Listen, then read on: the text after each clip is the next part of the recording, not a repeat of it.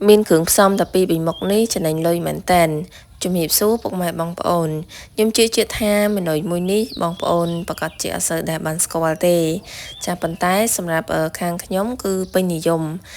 ngày ní cho một bà hai bong ôn cha pi lập biểu thơ churu tập bèng trong oi mua tha churu tập bèng bàn tay tập bèng chạy đánh cứ min tầm mùi cột bong ôn hay tôi tiệt phong khai cả đá ở sâu sờ bồ tê cha sờ bồ ta khai plieng prong priet ô vô tụ lụ phong ấy phong haiបន្ទាប់ពីខ្ញុំមានគ្រឿងផ្សំតាពាំងហើយខ្ញុំក៏បានទៅរកម្ទេសសម្រាប់ម្ទេសគឺខ្ញុំប្រើជាមួយនឹងម្ទេសពណ៌សនេះបងប្អូន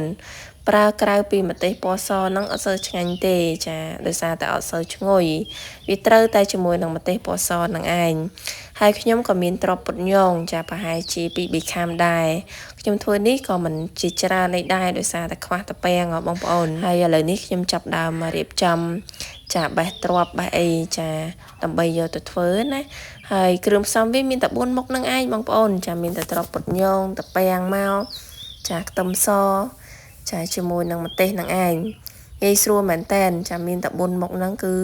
អាចຕົកញ៉ាំបាយកកចាភាគច្រើនគឺធ្វើញាត់គឡຕົកញ៉ាំបាយកកណាបងប្អូនដាក់ក្រាសេតិចមក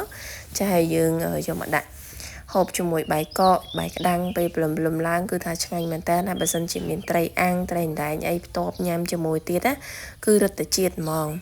ចាឥឡូវនេះគឺខ្ញុំបានរៀបចំបន្លែហើយបងប្អូនហើយសម្រាប់តាពាំងនេះបងប្អូនអាចចាត់រៀងតូចជាងនឹងក៏បានសម្រាប់តាពាំងបើសិនជាបងប្អូនមានច្រើនជាងនឹងដាក់ច្រើនជាងនឹងទៀតគឺរឹតតែឆ្ងាញ់ចាឥឡូវនេះគឺខ្ញុំរៀបចំគ្រឿងផ្សំរួចរាល់ហើយចាខ្ញុំចាប់ផ្ដើមយកទ្រាប់ចាយកម្ទេសយកអីហ្នឹងយកទៅដាក់លីងនៅក្នុងការលីងហ្នឹងគឺជាដំបូងគឺត្រូវដាក់ទឹកចូលដើម្បីស្ងោរទ្រាប់ស្ងោរម្ទេសហ្នឹងឲ្យរាងឆ្អិនសិនចារហូតដល់ទឹករីងយើងចាប់ផ្ដើមលីងយកតែម្ដងចាបើយើងអត់ដាក់ទឹកទេគឺអត់ឆ្អិនទេបងប្អូនវានឹងខ្លោចចាធ្វើឲ្យមុខម្ហូបមួយមុខនេះគឺអត់ឆ្ងាញ់ទេចាឥឡូវខ្ញុំដាក់ទឹកប៉ុណ្ណឹងបងប្អូនហើយខ្ញុំទុករងាស់រហូតដល់ទ្រាប់រហូតដល់ម្ទេសចាខ្ទឹមសអីហ្នឹងគឺវាឆ្អិនជាមួយគ្នាបានល្អណាចាឈ្ងុយមែនតែនបងប្អូនហើយសម្រាប់ម្ទេសក៏ដូចគ្នាបើសិនជាបងប្អូនចង់បានហឹរចង់បងប្អូនដាក់ម្ទេសរៀងច្រើនតិចទៅចាឥឡូវនេះគឺវាចាប់ផ្ដើមរីងទឹកចាឲ្យឆ្អិនបែបនេះបងប្អូនទៅយើងញ៉ាំទៅគឺអត់ប៉ះពាល់អត់រីករាវអីចឹងណាតែបើសិនជាយើងអត់បានដាក់ទឹកចាវានឹង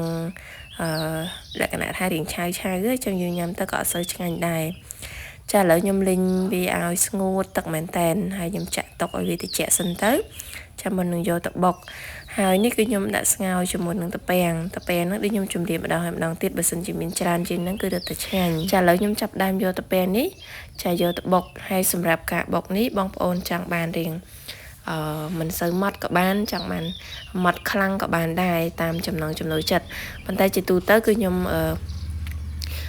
បុកមកល្មមចាអត់សូវម៉ត់ខ្លាំងពេកទេចាមកល្មមទៅពេលដែលយើងយកទៅផ្ទាប់ញ៉ាំជាមួយនឹងត្រីជាមួយនឹងអីទៅគឺ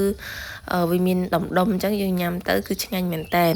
តែបើម៉ត់ពេកគឺអត់សូវឆ្ងាញ់ទេបងប្អូននេះគឺខ្ញុំបុកប៉ុណ្ណឹងណាបងប្អូនចាហើយយើងដួសដាក់ចានទៅចាហើយរបៀបនៅក្នុងការឆាគឺងាយស្រួលមែនតែនបងប្អូនយើងគ្រាន់តែមានស្ករក្រហមណាបើសិនជាធ្វើស្ករសក៏បានដែរគ្រាន់តែអត់សូវឈ្ងុយទេចាកូរស្ករត្នោតយើងហ្នឹងប្រហែលជាមួយសភាបាយកន្លះចាយករសជាតិរៀងផ្អែមហើយប្រៃពួកយើងយកទៅញ៉ាំជាមួយនឹងបន្លែជាមួយនឹងថៃបន្ថែមទៀតទៅបន្ទាប់ពីកូរស្ករឲ្យរៀងឡើងជើងក្រង់បន្តិចហើយចាប់ផ្ដើមចាក់ជាមួយនឹងទឹកត្រីចូលទឹកត្រីនេះបងប្អូនដាក់តាមបរិមាណជាក់ស្ដែងណាខ្ញុំអត់អាចប្រាប់ចំនួនជាក់លាក់បានទេពួកឲ្យខ្លាចខុសរសជាតិទៅសម្រាប់ខ្ញុំគឺខ្ញុំដាក់ប្រហែលជាមួយស្លាបព្រាបាយហើយសម្រាប់ប៊ីចេងគឺខ្ញុំប្រើជាមួយនឹង1ស្លាបព្រាកាហ្វេចាដាក់តែ3មុខហ្នឹងទៅបងប្អូនស្ករប៊ីចេងហើយនឹងទឹកត្រីចាកូរវារហូតដល់រលាយនឹងឡើងជើងក្រង់ខ្លាំងបន្ទាប់មកយើងបង់ជាមួយនឹងទ្រាប់ដែលយើងបានបុកមុនហ្នឹងណាចាដាក់ចូលកូរវាឲ្យស្ងួតទឹកបន្តិចចាហើយដាក់ជាមួយនឹងតាពាំងផងដែរយើងកូរទាំងអស់នឹងចូលគ្នាឲ្យវាចូលជាតិគ្នាបានល្អខ្លាំងមែនតើណាបងប្អូននេះល្អខ្លាំងមែនតើទៀតចាំអត់ខ្លាំងមែនតើហ្នឹងមិនទៅតោះបងប្អូនឥឡូវនេះមុខម្ហូបរបស់ខ្ញុំហ្នឹងគឺបានឆ្អិនហើយបងប្អូនគឺថាទំនងមែនតើចាមើលតែមុខ admin អ្នកធ្វើហ្នឹងទៅគឺដឹងហើយថាឆ្ងាញ់មកប៉ុណ្ណាណា ឆ្អិនហើយបងប្អូនចាដួសដាក់ចានដួសដាក់កន្លដើម្បីដាក់ក្លាសេតុកញ៉ាំណាចាអរគុណជម្រាបលាបាយបាយ